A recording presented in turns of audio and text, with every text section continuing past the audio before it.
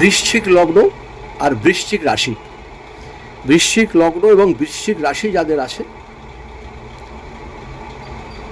আপনাদের চতুর্থ স্থানে কিন্তু মহারাজ রাহু আছে। এক্ষেত্রে কিন্তু আপনাদের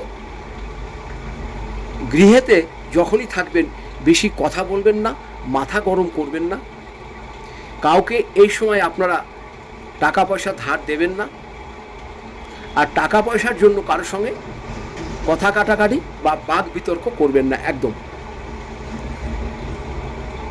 এখানে আপনাদের চতুর্থ রাহু কিন্তু আপনাদের মারক গ্রহ, সেই জন্য রাহু বহুদিন থেকে আছে, বেশ কিছুদিন পরে পরিবর্তন হবে। এই রাহু যতদিন থাকবে আপনাদের কিন্তু গৃহে খুবই সমস্যা হবে, স্বামী স্ত্রীর মধ্যে অশান্তি হবে, ভাই বোনের মধ্যে অশান্তি হবে, নিজের শরীর খারাপ হবে, আপনার কিছু জিনিস হারিয়ে যাবে, সে টাকা পয়সা হতে পারে, গয়নাগাটি হতে পারে, আপনাকে বেশ কিছু মানুষ ঠকিয়ে বেশ কিছু অর্থ নিয়ে নেবে। এবং আপনার এই রাহু থাকাকালীন পর্যন্ত গৃহের দিকে আপনার খুব সমস্যা হবে। কোনো নতুন গৃহ করতে গেলে ভালো মানুষের কাছ থেকে পরামর্শ করে তবেই গৃহ তৈরির দিকে যাবেন। সে ফ্ল্যাটই হোক বা গৃহ হোক, যে কোনো সম্পত্তি কিনবেন, যে কোনো সম্পত্তি কিনতে গেলে ভালো লোকের সঙ্গে পরামর্শ নিয়ে তবেই এগোবেন, নতুবা একটু অশান্তির মধ্যে পড়তে পারেন। আপনারা শুধু যদি সম্ভব হয় একটি কাজ করবেন,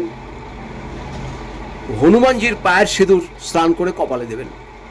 হনুমানজির পায়ের সিঁদুর স্নান করে কপালে দেবেন, পুরুষরাও দেবেন, মহিলারাও দেবেন। আর আপনারা যেটা করবেন, লাল একটি সুতোতে 9টা গিট বাঁধবেন, লাল সুতো 9টা গিট বাঁধবেন।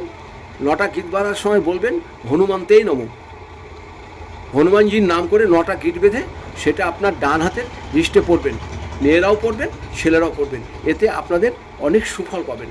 আর আপনাদের বিগত দিনে যেসব অর্থ আটকে ছিল সেসব অর্থ আস্তে আস্তে পেতে আরম্ভ করবেন। এর পরের সময়টা আপনাদের খুবই ভালো যাবে। সবাই ভালো থাকুন, সুস্থ থাকুন, আপনাদের নমস্কার জানাই।